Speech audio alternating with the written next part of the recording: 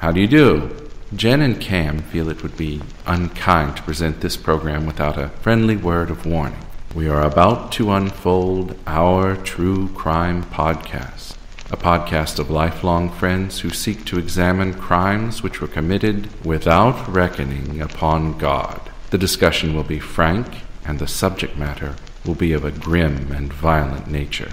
I think it will thrill you. It might even horrify you. So, if there are young children listening, or if you feel unwilling to subject your nerves to such a strain, now is your chance to, well, we've warned you.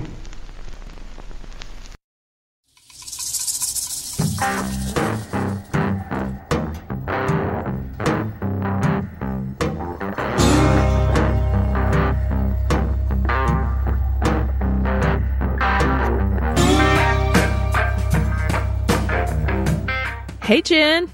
Hey, Cam. How are you? I'm back. Woohoo! Who's back? Who thought we'd have to sing that song twice this summer? Exactly. Right? Welcome back to the shit show. And we're here. Take a seat. Take a seat. Anywhere. Hope you brought really. alcohol. Exactly. There's nobody at the shit show. Anywho, Jen, I'm sure people have noticed that we took a little unexpected hiatus.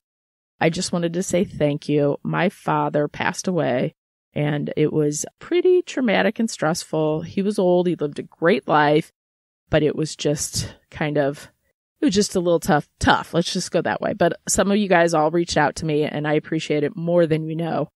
And some of you guys I got back to, some of them I didn't. They have no service out where they live.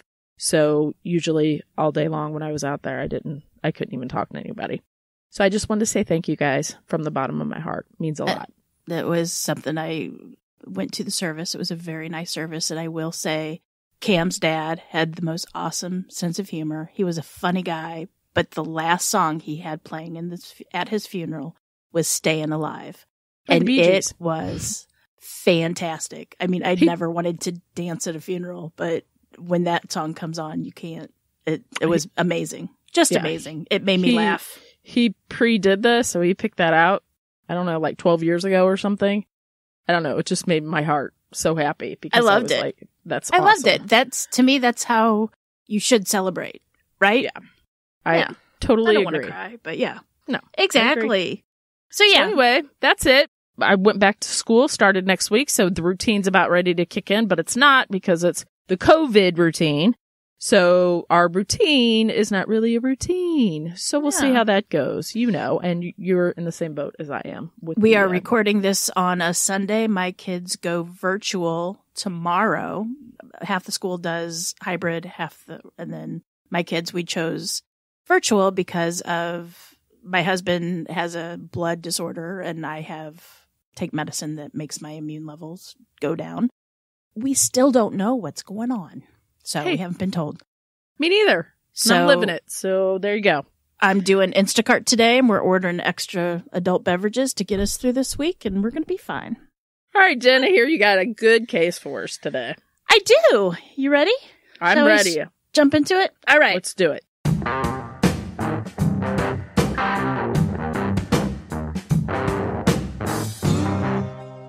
David James Hendricks was born right outside Chicago in 1955. His father, Charles, was an electrical engineer, and his mother, Laverne, stayed at home, making sure David and his 6 other siblings were taken care of. Could not imagine having 7 kids. The Hendricks family were members of a religion called the Plymouth Brethren. Now, I had never heard of this religion before, and I couldn't find a lot of what it was online. But basically, from what I gather, this religion believes in a fundamentalist interpretation of the New Testament in the Bible. So they follow the New Testament word for word, and they apply it to every element of their lives. Ugh. So the followers of this religion, they don't worship in a church, nor do they have like a clergy. There's no ministers or priests, nothing. What they do is they gather at someone's house or like a VFW hall or something. And they do this 3 times on a Sunday and maybe 2 other times during the week. And men, of course, are the only ones that lead the prayer and worship. Women do not speak at all. Oh. during the church or during services, right? The families usually only keep to the other people that follow their religion. They'll do conferences and stuff. It kind of reminds me of the 20 Kids and Counting, that show. They're not quiverful, but they're more Pentecostal in their beliefs. They don't really have any set prayers. Like they don't do Our Fathers. They don't do, it's just a very straight religion. Gotcha. They usually get together with everybody in their area to celebrate Christ, right? So the Bible conferences is basically how David would meet his wife, Susan. Now, the Hendricks family had met the Palmer family in the 1960s, and the Palmers had held a gathering for young people in their faith in their home in Delavan, Illinois, which is a small town about 3 hours south of Chicago. David was 15 at the time and pretty much fell in love with Susan the first time he met her, even though she was a year older. They started dating about 2 years after they first met, and within months, they were secretly engaged. Now, David, this was the very first person David had actually dated in his entire life, so it got serious pretty quickly. David, who was really smart, was able to graduate high school after his junior year due to the fact that he took extra courses during the school year and he took summer classes, so they allowed him to graduate early. Now, a visit from a family friend by the name of Hans Brinkmann helped him decide where he was going to go next. Hans Brinkmann had a prosthetic and orthotics business, and they manufactured and helped fit artificial limbs and braces on folks. Brinkmann said that he would help with the cost of David's education cost if, in return, David would work for him after David finished college. And, of course, David jumped at the chance. Free college, who wouldn't, right? No kidding. In July of 1973, David and Susan married in a small ceremony at the American Legion Hall in Delavan, Illinois. That's where Susan's from. Since the Brethren's faith, they don't have clergy, a Mennonite minister was the one that did the ceremony. And a side note, just how close these Brethren families, how close they get. Vernon Buchanan, who married David's older sister, Bonnie, was David's best man, right? Oh. Vernon's brother, Jerry, would later marry Liz, who was Susan's maid of honor. Oh. Yeah. Oh. So it was like they're very close and, they all hung out together. They didn't go outside their religion for other friendships. Let's put it that way. By the spring of 1974, David and Susan found out that they were going to have a baby. And they also bought their first home, which was a fixer-upper. But David was able to save up the money for the down payment. He was only making $3.20 an hour at the orthotics manufacturer. But to supplement his income, he was also flipping used cars. He had a real talent for it. He could find the best deal and then flip it for really good money. So basically, that's what he started to do, flipping cars and later flipping houses. In September, the couple had a baby girl named Rebecca, and within a year, the couple was pregnant again. And this time, David decided he was going to set out on his own orthotics business. 2 weeks after their second daughter, Gracie, was born, the Hendricks family packed up, sold their house for double what they originally bought it for, mind you, and moved to Galesburg, Illinois, which is just over an hour away from Susan's family. David had the opportunity to work as a self-employed orthotics, and he had contracted space at the hospital, at the Galesburg Cottage Hospital, by the way. So the family bought another fixer-upper house and began renovation. A few months into his new job, David wasn't happy. So his business left him no free time for the family, the church, and his house renovations. And, so he sold the business to the hospital and became a hospital employee. David kind of got in a little pay dispute where the hospital told David to quit or be fired. Oh. So David's 22. What does he do? So he starts just renovating houses to sell, and he probably did about 6 that year.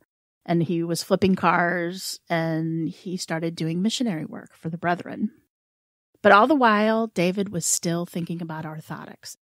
David had this idea for this new type of back brace for people who suffered from compression fractures. So Rebecca was soon going to be starting school. Susan was pregnant again with her third child, and David decided it was really time to just settle down and get everything going. So he did some legwork, research, and he moved the family once again, but this time he went to Bloomington, Illinois. There he founded the Illinois Orthopedic Appliances. He opened up the business in a building, a rundown building nonetheless, in downtown Bloomington, and the company fitted and sold braces and artificial limbs.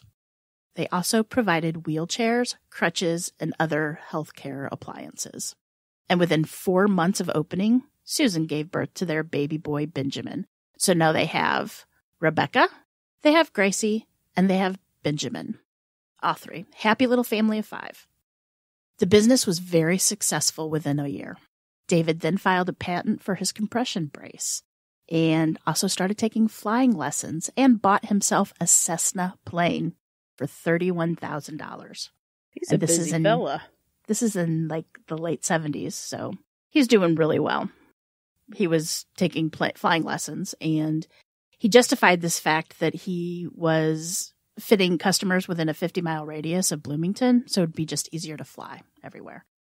By 1981, David's brace, called CASH, because that's what it brought in, I'm telling you, it stood for Cruciform Anterior Spinal Hyperextension, because that rolls off your tongue really easily. So they just called it CASH. That's totally what I would have thought that meant. Mm-hmm.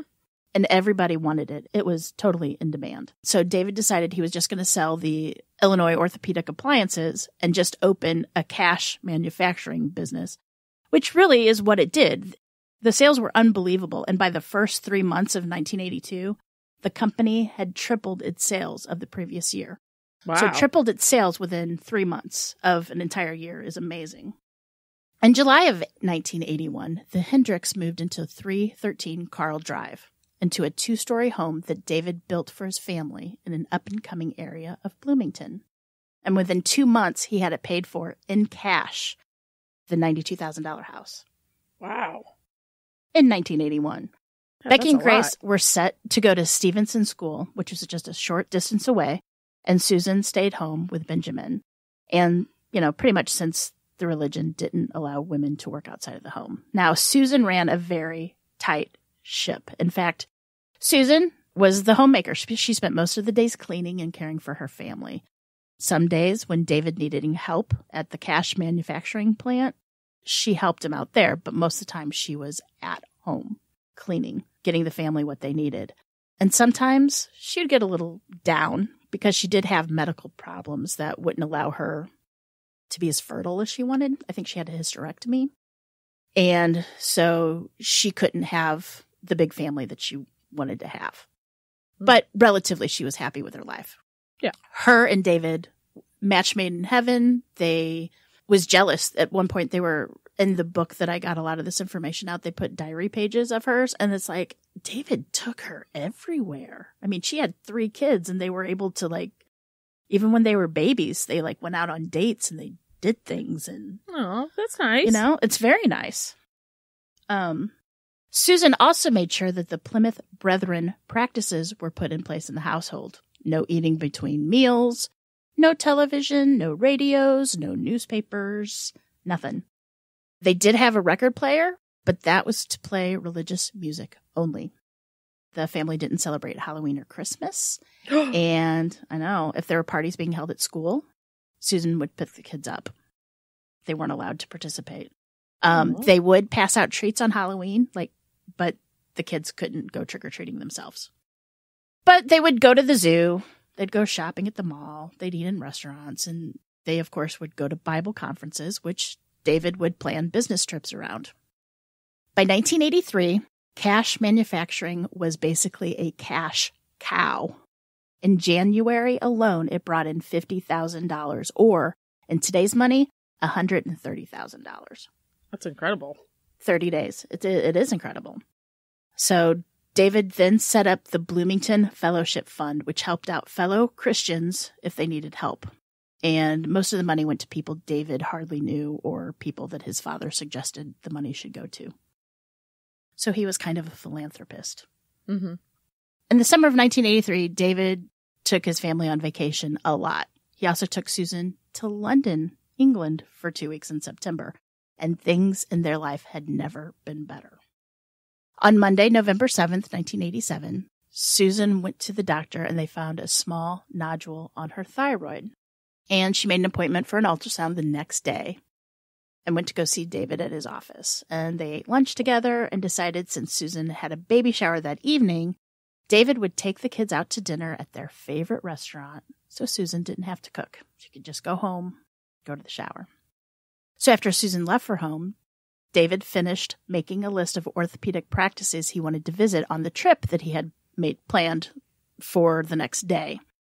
His plan was, and it's very smart for a salesman, he would drive up to Wisconsin and then work his way down selling his cash back brace, right? Yeah, that's pretty good. So he would drive up at night and then come back down the next day. So David came home at 4 p.m., kind of tinkered with his motorcycle that he had, and then he, I think, took it up to the hangar at the Bloomington Normal Airport where he rented, space for his airplane and his motorcycle, obviously. It was only 2 miles away, and then he jogged home and played with the kids for a little bit. At 5:30, Susan left for the baby shower, which is about 40 minutes away. David took a shower, wrangled the kids in the car, and they were headed to Chuck E. Cheese. Right. That's what Chuck E. Cheese. It's where kids can be a kid. That's right. And adults can get alcoholic beverages to help make it easier. The time go by. Warm beer, but it's still beer. Ugh. But they first stopped up at the mall. It seemed that Becky had won a ribbon on some artwork that she had done in school, so they wanted to stop by the mall and check it out. So they finally made it to Chuck E. Cheese at around 6:30, and they ordered a medium veggie pizza and a pitcher of root beer. And David, being the adult, which adults do, went and found a place to chill while the kids went and played. They did the ball pit, all the good video games that the kids play at Chuck E. Cheese. Skee ball. Oh, Chuck E. Cheese hell. I'm so glad my kids are too old for Chuck E. Cheese now. I think they went out of business, didn't they? I think they did. And around 7:30, David tried to gather the kids to get ready to go, but as you know, they never want to go the first time. So he told them to just stay there. He needed to go get some fuel. He needed to fuel up the car. And he told the kids that he'd go do that. And by the time he got back, they needed to be ready. While David was getting gas in the car, he remembered that it was Bookmobile Day in the neighborhood. God, I loved bookmobiles. Do you remember the bookmobile? I don't. I was just trying to think of that. It was like this huge Winnebago, but it was filled with books.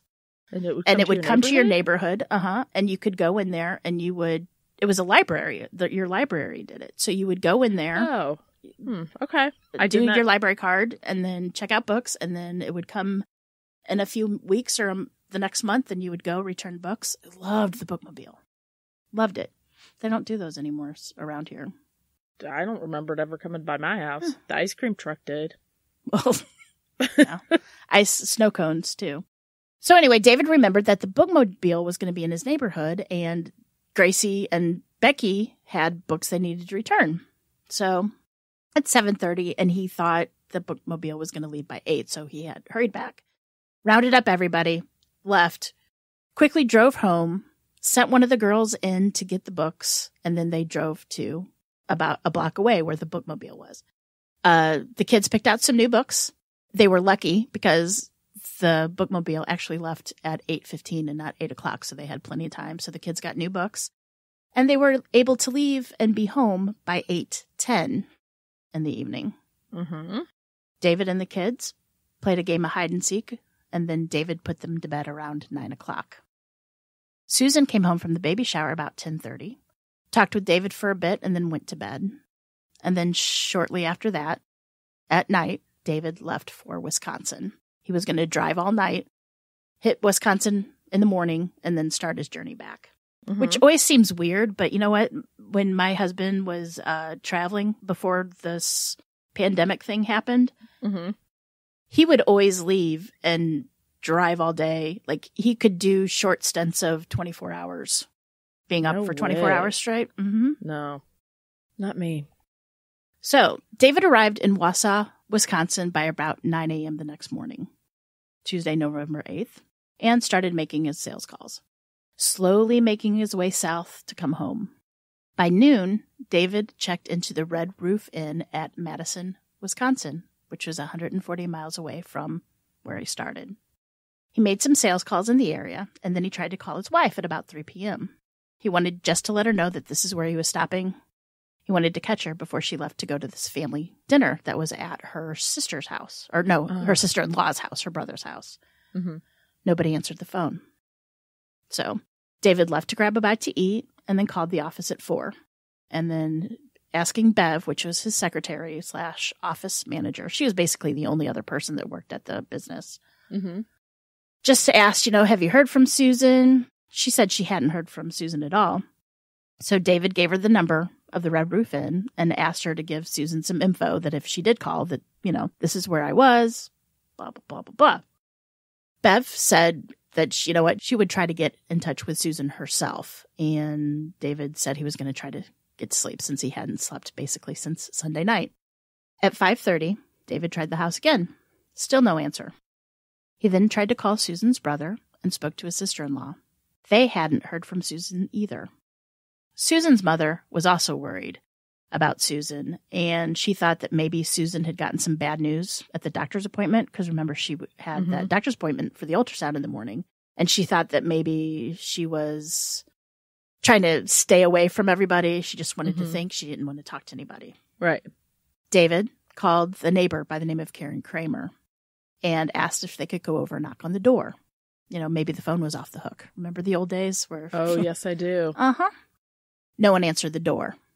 Karen went and asked some of the other neighbors if the kids had even been in school that day, and nobody remembered seeing the kids either. Not at school, not playing outside, nothing. Mm-hmm.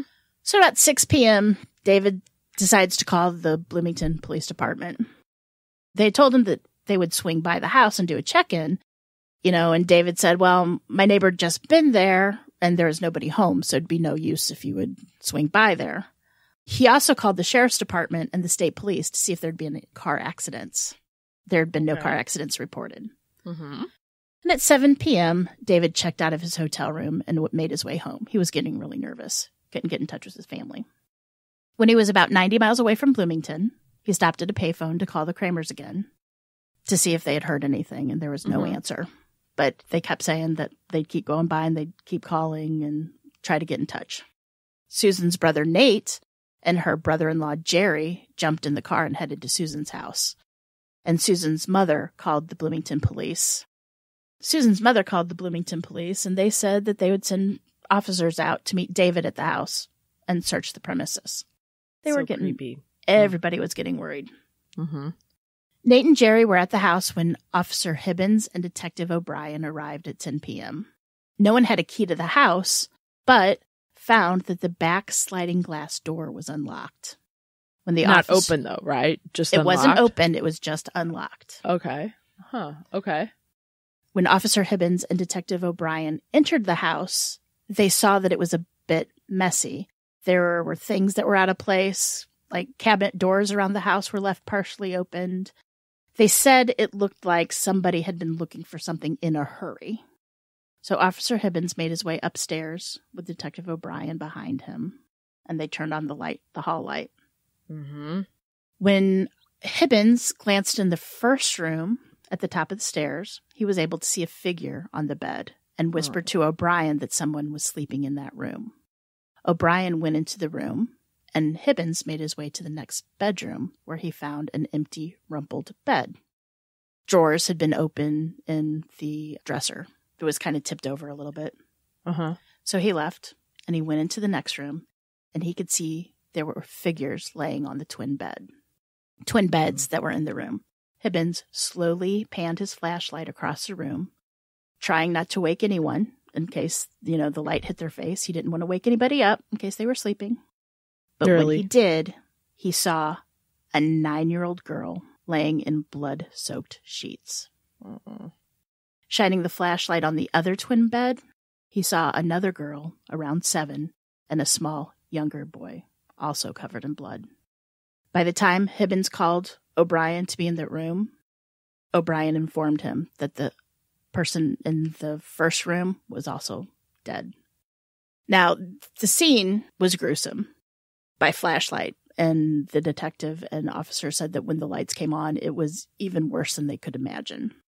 The beds were soaked in blood, and the white walls were just spattered with blood. Ugh, it's terrible. The oldest girl, Becky, had one gash on her forehead. It started at the hairline, and it went to her left eye. Gracie, or Grace, had multiple lacerations to her face, and there had been a blow to the left side of her face that had left a deep indentation from the corner of her eye to her ear. The blow had been so powerful, it actually opened up a quarter-size hole in her skull. Ugh. And her throat had been slashed from ear to ear. And poor little 5-year-old Benjamin, he had the worst of the injuries. Like, I'm not even going to say. They were mostly to his face. His injuries were that bad, and his throat also was slit. Both girls looked like they had been asleep when they were attacked, but Benjamin was lying on his back, and his head was touching Grace's, with his right leg hanging down at the knee. Mm-hmm. So this made Detective O'Brien believe Benji had seen his attacker, and he might have been awake when it happened. Once they had confirmed the kids were dead, they looked closer around the room, and laying in the middle of the bed next to Benji and Grace's body was an axe and a large butcher knife. Oh. Not what I thought you were going to say. Mm-hmm. Okay. Hibbins and O'Brien didn't see the condition of Susan's body, really. She was laying in the right side of the bed, and she had a heavy blue comforter covering her. But it wasn't until the coroner came in that they knew Susan had been stabbed 9 times. And one was so deep that it went through her body, puncturing her spine. But the worst of the wounds was a 3.5-inch cut that exposed her skull and the first vertebrae of her neck. Oh, okay. And that's what mostly was the blow that killed her. So Hibbins and O'Brien leave the scene and head outside. That's where O'Brien informed Nate and Jerry that Susan and the kids were dead. And to which the first thing that Jerry thought of to ask was it a natural gas leak? I mean, you couldn't even comprehend that your family had been murdered. No. Who's Jerry? Jerry was Susan's brother-in-law who went with Nate, her brother. Wow. Yeah. You wouldn't think that, especially if they're all deceased. Right. Oh my gosh. Such a horrible, I mean, you wouldn't first, have they been murdered? You'd think it was natural causes. So Hibbins guarded the door to the house, and Detective O'Brien went to call in the murderers. Now, they went to somebody that worked for the city that lived right down the street because they didn't want to call it in over the radio because they knew it would be a media circus. So the officers started to arrive at the scene to conduct a search through the house, and Nate and Jerry waited for David to arrive. And David got there at about 11:15, and there were so many police cars in front of the house that he had to park down the street. How scary, really. And he walked up. Now, this is where things get he said, she said type things. Nate and Jerry, the brother-in-laws, have a different view that how David reacted than what the police have to say what David did when he was first told. So Nate and Jerry tell it this way. They said, as David got close to the house, Nate and Jerry walked up to him, and Nate said, "David, your family's gone." Then Jerry said, "They're with the Lord." Oh. David looked at the both and said, "What do you mean?" Nate said, "They're dead," and repeating what he had been told, and they've been murdered. Or David's knees buckled, and he started letting out this guttural moan, and Nate and Jerry pretty much had to support him, like pick him up. He's about to fall. And David said, "Even Benji, even my little Benji," right? And then that's where Nate and Jerry said that Detective O'Brien stepped in. And O'Brien remembers it like this. He said David got out of his car and he moved quickly towards David. And he was only a few feet away when Nate and Jerry took David by the arms. And O'Brien admits that he didn't hear any of their conversation. And O'Brien flashed his bag and said, "Are you Mr. Hendricks?" David said, "Yes, what's wrong?" And then O'Brien said, "Mr. Hendricks, your family is inside the house. They've been murdered." Detective O'Brien said that David dropped his head and let out a groan and said, "Oh no, did they suffer?" Then the detective said the scene was violent. well, they're with the Lord now, is how O'Brien said David responded. So David said it. Okay. Detective O'Brien didn't feel that this was the response of a man who had just found out his family was murdered, right? And that there made him think that David was the prime suspect without anything else. Right. Just that interaction right there. They call in Detective Charlie Crow, who is known to be quite the interrogation guy. Like, he can get people to talk. Mm-hmm. So he was brought in to record an interview with David at the Kramer's house, neighbor's house. So every question Detective Crow asked, David answered very calmly. I would be hysterical. Like, I can't even put myself in that spot. Detective Crow thought all of David's answers seemed pretty prepared, and he was just too composed for a man whose family had just been murdered brutally. Once they kind of finished the interview, Detective Crow turned to another officer and said, "He's dirty." Meaning David's dirty? David's dirty. Mm-hmm. Like dirty, like he did it? Yes. Okay. Like he's the murderer. Mm-hmm. With that, David gave permission to search the house along with a hangar where he stored his plane and his motorcycles. I mean, David signed everything that they brought. You know, do you give us permission to search your house? He did. He gave them so they wouldn't have to go get a warrant and all that kind of stuff. Right. He was complying with them. Yes, easily, very right? much. Yeah. He never said no to anything. At 2 a.m., they brought David to the police station, and Detective O'Brien was given a copy of the recording that Crow did with David to listen to. And then he and Crow talked about it. And when it was done, that was it. Detective O'Brien said that he knew David did it. They knew it. There was no doubt in their mind that just David by the was way one. that he talked, though? There wasn't just by a the way that smoking they gun or acted. anything? Nope, no smoking gun. Just by the interview and how O'Brien perceived well, I know his a lot actions. Of times officers get that. You know what I mean? Like, they get that hunch and they follow it.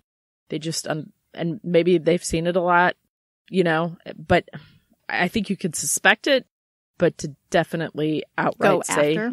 Yeah, that's different. There's pretty much that to this. They think the detectives got what? Tunnel vision.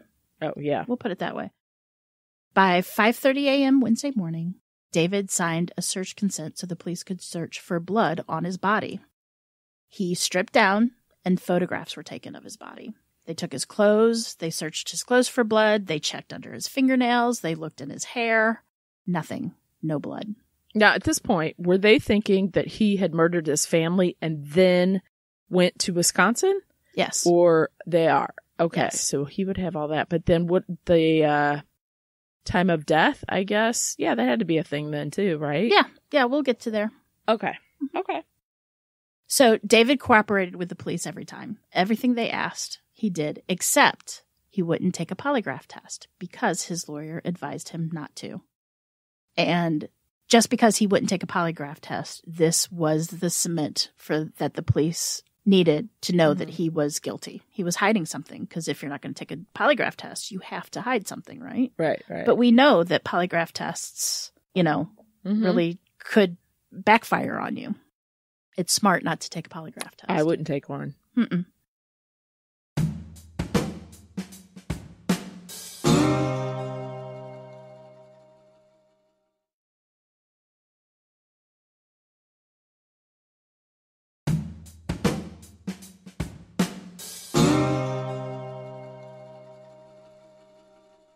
So, this is interesting. At 1 a.m. on Thursday, after the murders, there was a policeman that was put on guard, to stand guard in the house to protect the crime scene.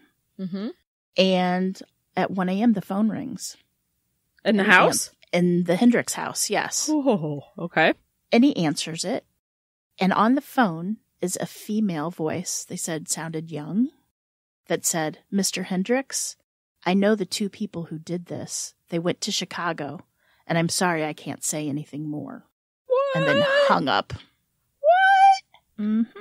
And of course, they couldn't trace it. It was too quick. They couldn't trace it. They couldn't. But and the figure out cop, where the police officer that was on site is the one that picked up the phone, and Yes. the caller thought it was Mr. Hendricks. Exactly. Okay. All right. Mm-hmm. Okay, I'm thinking I'm ahead. Okay. So days are going by. David is staying with family, and the police keep searching the house. They're looking for clues. They cannot find anything. They search the cash manufacturing, hoping to find bloody clothes or evidence of a cleanup. They searched his hangar at the airport. They pretty much took his car apart, and no evidence was found. The only thing they found were receipts from David's trip. They immediately called the hotel where David had been staying at and told them not to clean the room. So they went up there to search the hotel room. Nothing. Nothing there.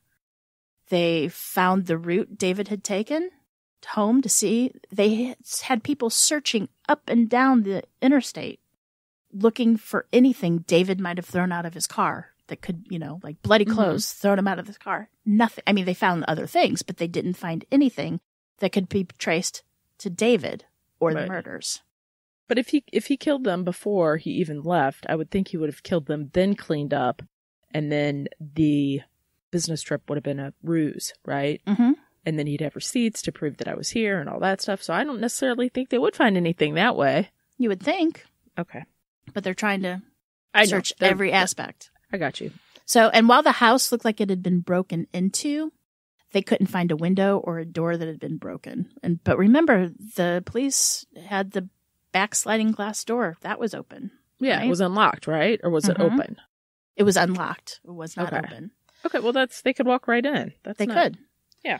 Susan's purse had been dumped out and gone through, but the house wasn't trashed. Things were just out of place, not well kept like Susan normally would have kept it. Even the basement freezer door was left open. So somebody had searched the house, or so it seemed. The only fingerprints found inside the house could be traced back to the family. And police did find a faint shoe print in the kitchen, on the kitchen floor near the patio. They were never able to identify where that print came from. It never matched David's shoes. It didn't match anybody's shoes in the house. And no officers' shoes. No, as far as I know, that was never said. But Susan was a good housekeeper. Police were able to determine that the knife and the axe came from the Hendricks' house. When the axe and knife were tested for prints, nothing came up. There weren't even blurred prints on it. And his prints weren't on it either? No. They couldn't tell. I mean, they were able to pick up like blurred fingerprints, but nothing that they could match. Right. And they didn't have any blood on them. But police knew they were the murder weapons because they found small fragments of Benji's and Becky's hair in them. And in fact, there wasn't a lot of blood found in the house other than the 2 bedrooms. A crime scene technician described it as, quote, the cleanest bloody crime he had ever seen.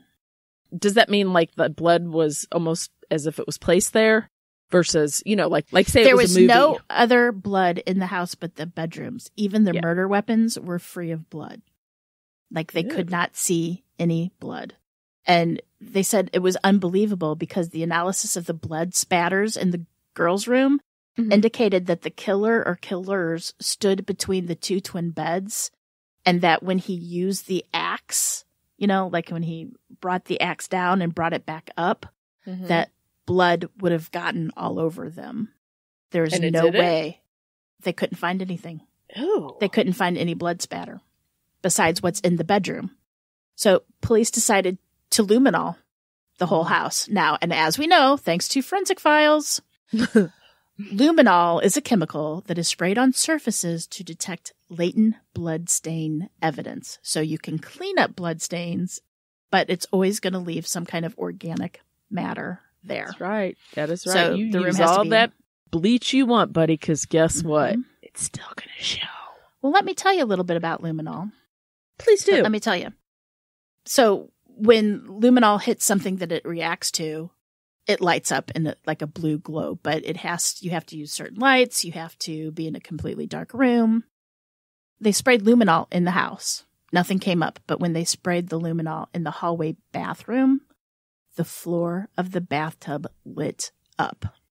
Ew. So the killer took a shower, I guess? Well, before you get excited, just know that luminol reacts to other things besides blood. It reacts to bleach, certain household cleaners. Oh, okay. That's shampoo.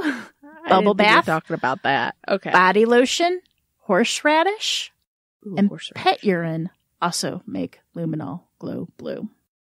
So Okay. it's not necessarily what luminol does is it gives you a hint of where to look where it might have been clean, but then you have to use a second step to make sure that it's blood. So the police did check the drains, pipes, and P-traps, but there is no evidence of blood in the drains.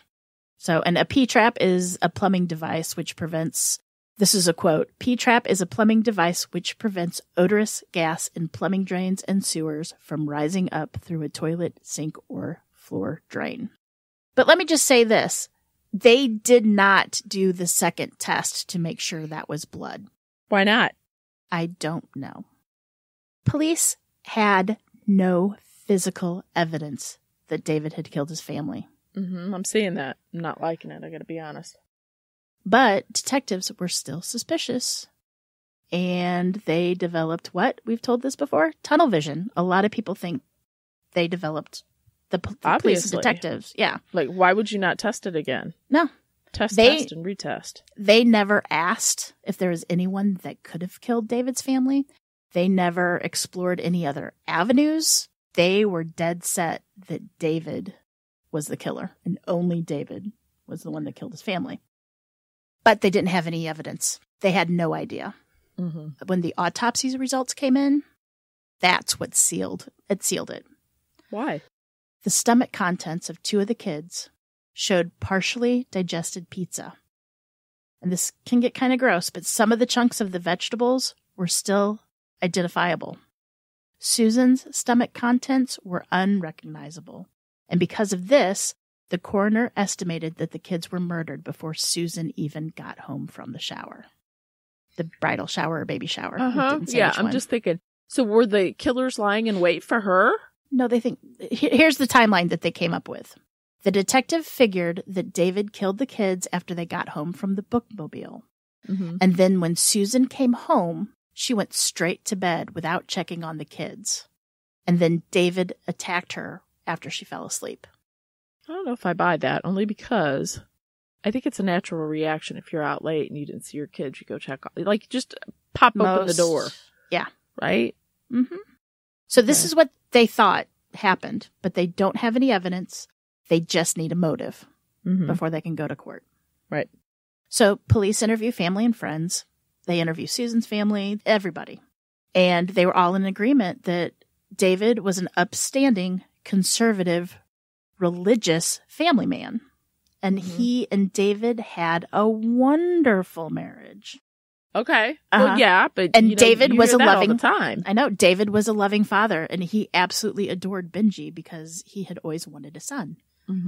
There were no illicit affairs or child abuse going on, but the police kept digging, and finally they hit what they thought was pay dirt. A tip came in that David may have been dating a local model. Was he? Detectives went to a local modeling agency and photography studios to check around, and they found out that David, in order to sell his back braces, he had hired models to wear them for his brochures. But talking to them, they found out that David actually wasn't having an affair with any of the models, but he wasn't actually a gentleman either. Oh. And that's when they arrested David on December 5th, 1983. They really don't have that much on them. I mean, you know, usually the people closest to you are always the first to be looked at, but still. I didn't write this down, but I just wanted to be let known that when they arrested David and they brought him in handcuffs to the police station, they had all the models in the room where David was brought into. Right. Why? So to me, that's not cool because it gives you the impression that he's guilty because he's in handcuffs. Right. I'm Don't you just think? thinking the officers wanted supermodels in there to oogle. They were questioning. They were bringing the models in for questioning. Oh. That for like, to do the, not questioning, not interrogating. I got What is you. it? Interview. They're just interviewing them, right? To find To out file about a David. report. Yeah, Yeah. to do like a report on David. So everybody that knew David was shocked, and no one believed David had killed his family. And if truth be told, the Illinois State's Attorney, Ron Dozier, He wasn't entirely convinced of David's guilt either. I'm not either. I mean, I'm not saying he didn't do it yet, but I don't think they have enough to definitely. I would not convict if I was sitting on the jury. Thank you. So, Okay. And Dozier was the one who had to actually bring it to court, right? Mm-hmm. Now, the motive, Dozier argued at the trial, was that David felt trapped in his marriage to Susan, and he was sexually attracted to other women, but couldn't act on it due to his religion, because he would lose standing in his church. Mm-hmm. And murdering the kids was just to throw the police off. So that's what he was taking to trial. Oh. Okay. Yeah. They said that he would really look guilty if it was just Susan that had been killed, you know? That's true. They're not wrong. Exactly. And they said besides, David might have thought that the kids were better off with their mother in heaven because of his religious beliefs. Because he was so religious, I almost don't buy that, because to me it seems like they were pretty God-fearing and things like that. So that would be way worse than just getting a divorce or cheating on your wife. You're going into court with people that have no clue about this strange religion. But still, if somebody tells me they're religious or are deeply religious, I'm going to kind of guess that they don't really. You would think that, but this is a weird religion that nobody has really heard of. Have you heard of the Plymouth Brethren before this? The Ethelflair religion? Yeah. No, I have not. I have not heard of that. But so that's what he's trying to do. So they're going to mask it and make it look all shady and scary so that people... Or since you don't know much about this religion is really creepy, and this is the only way he could stay in standing is if he kills his family because he's attracted to other women. Oh, buddy. Okay. Yeah. So you have to remember that the prosecution was going to have to rely heavily on this theory and other circumstantial evidence because there was hardly, if any, physical evidence. Now, I know everybody always says circumstantial evidence is still evidence, but this is really circumstantial evidence stuff. I mean, this is not, I don't know. Well, that's what I said. I think I would have, in my heart of hearts, I might suspect he did it, but I don't think they really have enough. I don't think I would feel comfortable convicting him and sending him to death or to prison for life. I mean, they didn't find anything on his body, like under his fingernails or nothing. And you would have that after killing 4 people. Mm-hmm. As violently as it did? Not to mention a psychotic break. But I guess if you are psychotic, you wouldn't break, but still. I don't know. Okay. So let's get on to the trial here. Much of the trial, the prosecution focused on stomach contents of the victims. This, of course, was because the estimated time of death from the stomach contents proved to the prosecution that the kids died before 10:30, which meant David was the only one home with them at the time. Now, they had 5 medical examiners brought in to testify for the prosecution. One of them was the famous or infamous Dr. Michael Baden, who, thanks to forensic files, we know all about Dr. Baden. Yes, we do.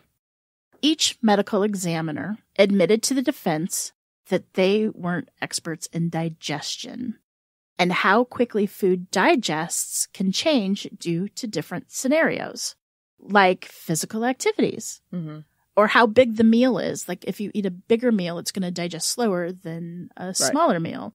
I was just thinking about all this. How you don't chew, if you don't chew your food properly, that can slow down digestion. And being the kids being at Chuck E. Cheese, they gobbled their food up quickly so they could play, right? Because good parents, unlike you and I, would make the kids eat before they actually go play.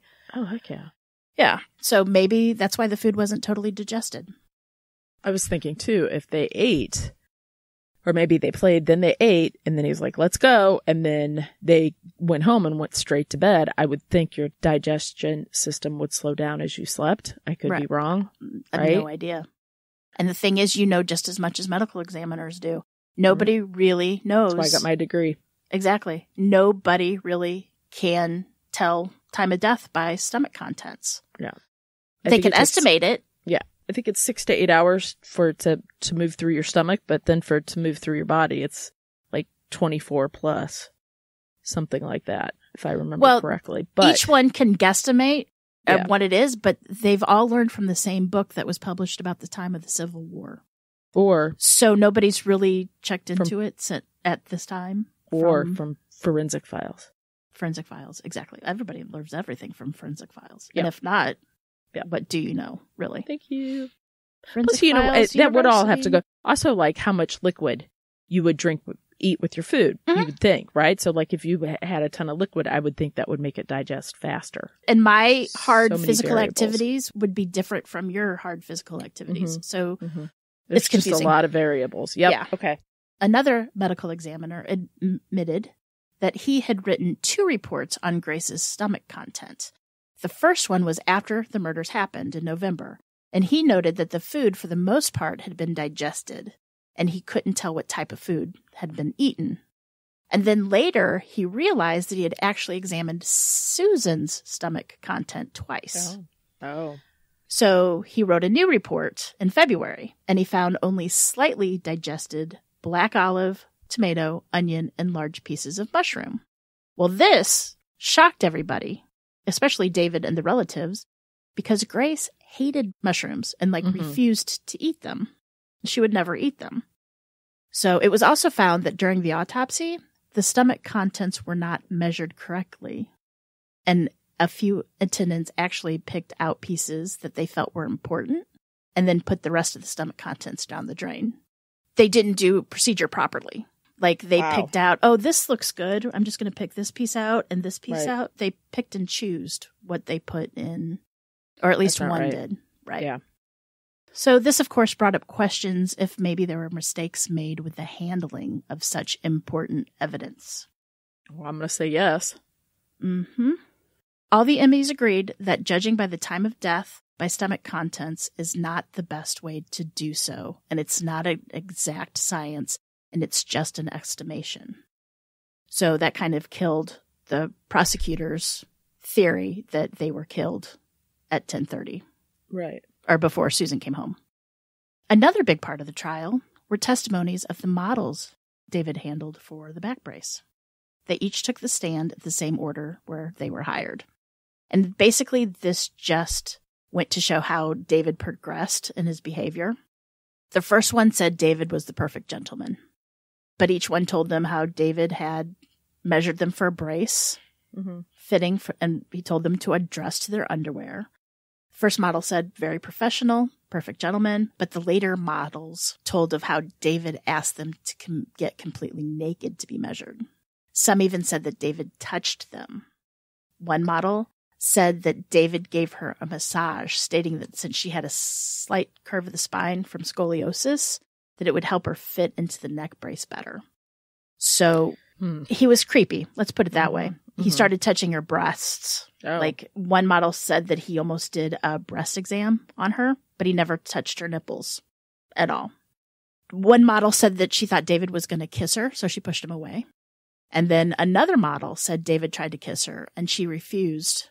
And then later that same evening, she claimed that David asked her, he apologized about the kissing, but then asked her if it would be okay if he could fantasize about her later. Ew. Kind of, yeah. That was just creepy. So on the stand, David admitted that he was attracted to some of the models. And it said that, yes, it was possible that he wanted to kiss some of them. You know, that they were in intimate conversations. And he would maybe possibly lean in thinking, going in for a kiss or something. But when they stopped him, he stopped and he never redid it. Right? And as far as asking about if he could fantasize about a model, he flatly refused. And he said, there's no way I would do that. And then he added, you know, just because he acted inappropriate with some of these women didn't mean that he killed his family. And in fact, he said that he loved his family. And that night before he left to go to Wisconsin, he and Susan talked about adopting more children. So he's just he's creepy. He's just creepy. But creepy does not make you a murderer. Right. And, just you know, makes you creepy. And, you know, the police were saying that he was very composed and he wasn't showing any emotions or whatever. When he was brought into jail, he wasn't given they couldn't bail him out. A lot of the, I guess, correctional officers or the people in the jail would go to look for David and he'd be hiding behind a wall or something, and he'd be crying. And then once they would find him crying, he would straighten up and he would show no emotion. But when he was by himself, he would let his emotion show. I can see that, I guess. Okay. Prosecution also mentioned that a year before the murders, David lost a bunch of weight and changed his hairstyle, which added more fuel that David wanted to date other women. Mm-hmm. And David explained that it was the doctor who told him to lose weight for medical reasons. And the reason for the new haircut was his old stylist moved and he had to go to a new one. And also in the book, there was mention that Susan asked him to lose some weight for her birthday. He asked her what she wanted for her birthday, and she goes, you need to lose some weight. So he started losing weight then, too. The defense made sure that the jury understand that there was not one bit of physical evidence. And they spent months combing through David's house, and nothing was ever found. I mean, could not find one piece of evidence. Yeah. And they believed that since there was no evidence, the prosecution had to make up a motive, and one that focused on his church, a religion that many didn't understand. Mm-hmm. The defense called members of the Plymouth Brethren to the stand. They testified that their religion did allow a divorce, but only for adultery. And at the time, there were members of the church then in the congregation that was part of David's circle. There were people that were divorced. And as far as what David did with the models, kind of pushing the envelope with the models, I mean, he was wrong. He was completely in the wrong about that. So I said, he's a creep. It doesn't make him a murderer, just makes him a creep. Yeah. And as far as all the creepy stuff that David did, the church did frown upon it, but they did not consider that adultery whatsoever. And also, if a person did commit adultery, the person wouldn't be banned from church. They would be what they called set aside. Now, set aside doesn't mean you're shunned, like in the Amish belief. Mm-hmm. If you decide to not be Amish anymore, you're shunned. You can't talk to family members. You can't talk to friends. Set aside means that you could still go to meetings. Mm-hmm. You could still be a part of the church. You just couldn't lead in prayer, or you couldn't lead the hymns. You just had to go to church. You could not participate. Oh, okay. And after a while, if someone that has been set aside kept showing up to the meetings and kept showing their devotion, they would be restored. Mm-hmm. Right? So it's a timeout. Exactly. You get a timeout. Yep. Exactly. You're grounded. Yep. Right? So prosecution also stated that David had staged the break-in to throw the police off the scent because nothing had been stolen at all. Well, it turns out the defense said the family claimed that a few $100s had been stolen. They also brought in an FBI agent that stated the house looked like it had been robbed by a person or people that had been searching for something in particular. Mm-hmm. That's what it sounds like to me. Mm-hmm, to them, or to the FBI agent, it looked to be very methodical. He even suggested that one of David's competitors could have broken in looking for one of his new orthotic brace ideas. That's a good point. Mm-hmm. After 9 weeks, the jury went to deliberate, and 2 days later, the jury came back with a guilty verdict. Really? Mm-hmm. Which meant David could get the death penalty. Right. Okay. Did they say what the defining thing was? The one thing that... Well, it was because of the models. At first, when, a jury goes in and you take a blank poll to see who, it was 6-6, right? 6-4, 6 against. And then as it perceived on, people started slowly going over to guilty. And when asked, it was because of the models of how... No evidence, you can... Like Jimmy Carter said in Playboy in the 70s, he had lust in his heart. Mm-hmm.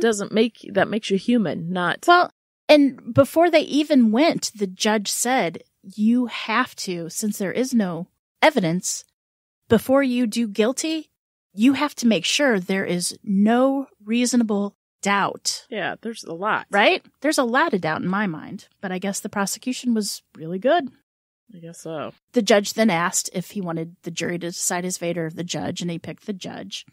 And at the sentencing, the judge said that he personally believed that David probably did commit the murders, But based on the evidence admitted at the trial, he is not personally convinced that he had been proven guilty beyond a reasonable doubt. Yeah, I would agree with that.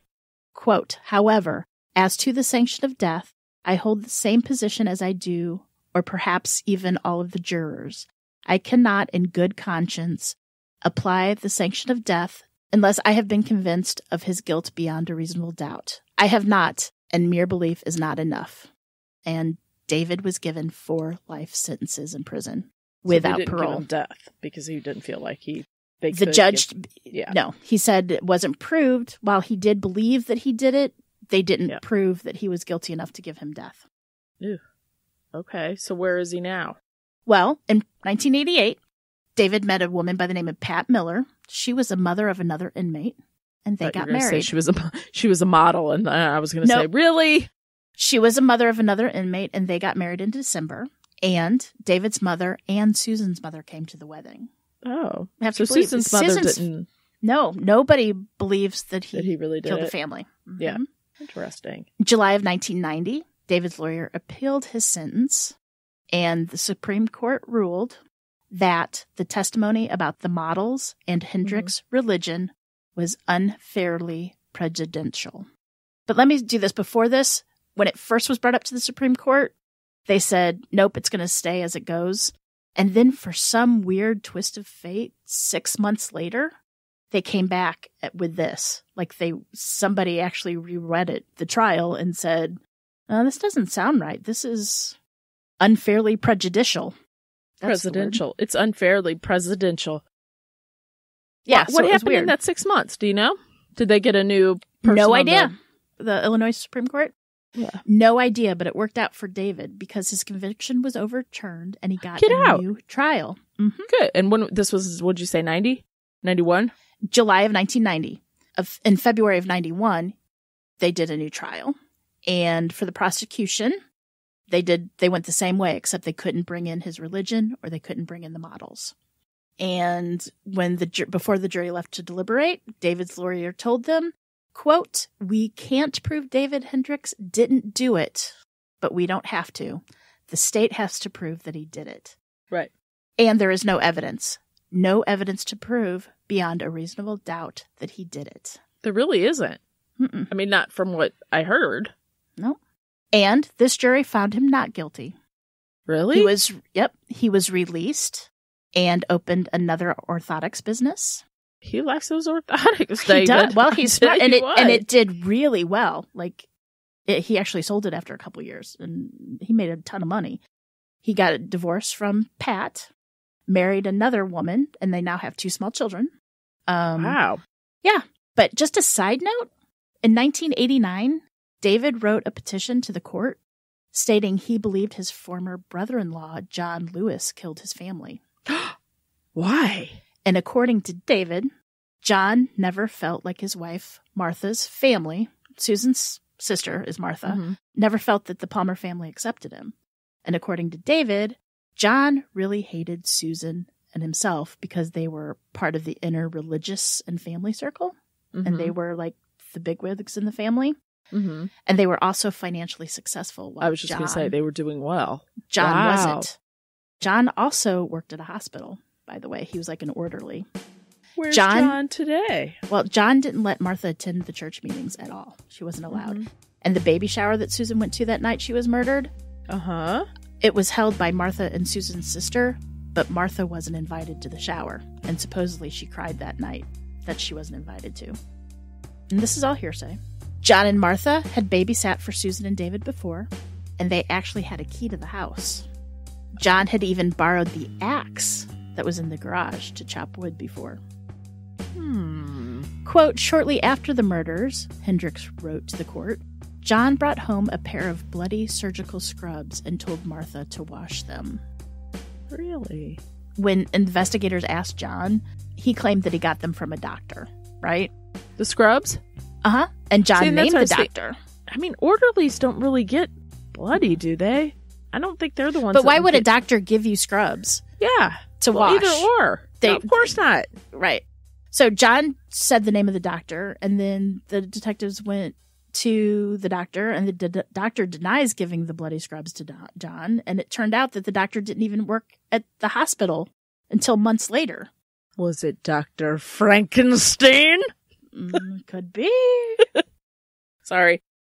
So he knew that. So right. How did he know that doctor, though? Well, they worked together afterwards, but he... Yeah, but you would try to name a doctor that you knew was in the premises, right? At the time of the murders, right? The doctor wasn't working at the time of the murders. Right. But then it got suspicious, too, because Martha had just divorced John right before David wrote this letter. So at the time of the murders, Martha told police that John had been home the entire night, that Susan and the kids were killed. But then afterwards, she confessed this all to David. And when interviewed by the police later, she claimed that John left their house at about 10 o'clock that night, saying that he was going to go lift weights. Really? But it's still unsolved because the police still think David did it. They haven't went after John? Where's John? No. He's still walking around somewhere in Bloomington, Illinois, or wherever. And even this, like, if he leaves at 10, that would put the kid's stomach contents even in time to make it, you know what I'm saying? Yeah, it would all add up. But the police still believe that David's guilty. And they're not going after him. Why would they not, though? That's so stupid. No idea. Yeah. Good job, Jen. Yeah, thanks. But, remember, you guys, lock your doors. And keep passing by those open windows. Bye-bye. Love you.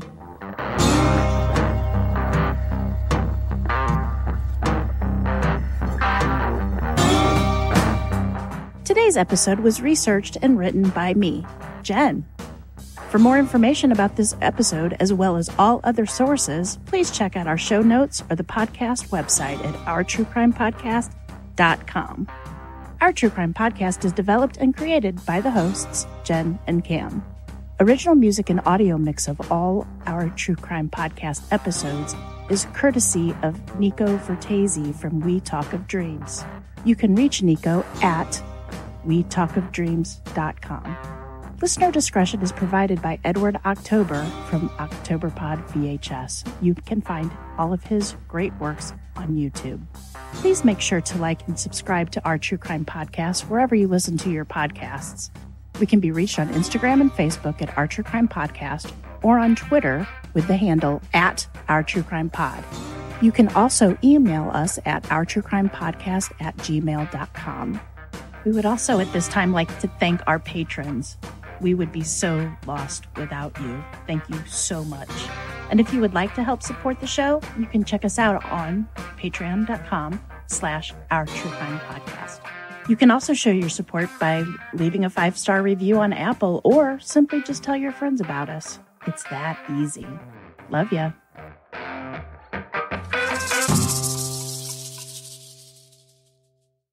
Right? We got it. We got this. Because next week it could all change. And who knows? Who knows? I'm expecting aliens to land. I seriously would not. In fact, Jennifer called me. Was that 2 weeks ago? Jennifer calls me 2 weeks ago and she says, go outside, take your phone and look up to the sky. And I'm like, are you effing kidding me? You've got to be kidding. And she's like, there's these things out there. Her husband found them. So I go out there and I'm like, oh my God, what is that? What? And I took pictures of it. They were these lights in the sky that did not move, and they were perpendicular to each other. There's 3 of them. They wouldn't go anywhere. And of course, we don't have binoculars. The only thing my husband had was a really strong telescope on his rifle. So he's out there. Those neighbors probably were like, they've lost it. People were walking they back lost and forth. it. He's up there with his rifle pointing up in the sky, trying to find out what those are. And we were telling people, there's UFOs up in the sky. I mean, we're not crazy, but we can't identify what these are. They weren't moving. It was just weird. Did later find out it has something to do with the internet. They were balloons taking something up into space or something. I don't know. It was just funny. Right. But I have a picture of my husband standing out with it's funnier than hell. I'm telling you. We should put that on Patreon, the picture. I was like, like I said, I would not be surprised. Oh yeah, he's out there shooting a gun into, and he's space. Yeah, into space, and he's got very where we live. Very Jeffco. Heinz close. Heinz Brinkmann had a prosthetic and orthotics. I like penis or prosthetics Orthotics better. Yeah. No. Let's see. Prosthetics. Let me do this. The David penis was prosthetics. It's a Yeah. band. It was. But all the while, David was still thinking about orthotics, and he was working on this new idea. Because who doesn't always think of orthotics? He's living his best life, but he still thinks of. And I thought you were going to say a girl's name, and you said orthotics. Orthotics. Well, you know, when I go for a walk, I'm always thinking about my orthotics, and yeah, I'm totally What are you doing? seems logical. Yeah, what you doing? Just thinking about orthotics. Just Daydreaming about orthotics. He opened up the building in a rundown. Nope. Downtown. No. I want to go downtown. Downtown. So, Susan also made sure that the Plymouth Brethren, that's hard to say, Plymouth Brethren practices. It's like Ethel Thayer. It's Ethel Thayer. Ethel Thayer? It's Ethel Thayer. Plymouth Brethren. So he was kind of a philanthropist. Mm-hmm. That's what I want to be when I grow up, too. Me too. I want to be the one that gets the money. What's that called? I don't want to give it. I just need somebody to philanthropize, give me the money so I can be a philanthropist. I first should probably learn how to say philanthropist. Mm-hmm. Ogle, Google, well, they wanted goggle, whatever. They wanted to stare at him. This podcast is brought to you by Forensic Files. And then I have an incomplete sentence that I have no idea where I was going. So that's good. Give me the sentence and we'll play a game and I'll see if I can finish it for you. Prosecution brought up that since there was no visible... No, hold on. Prosecution brought up since there was no visible evidence to tie him to the crime, he should be let go. However, it's prosecution, so they want him in. So that doesn't make sense. No. Okay. So we're just going to skip that. Okay.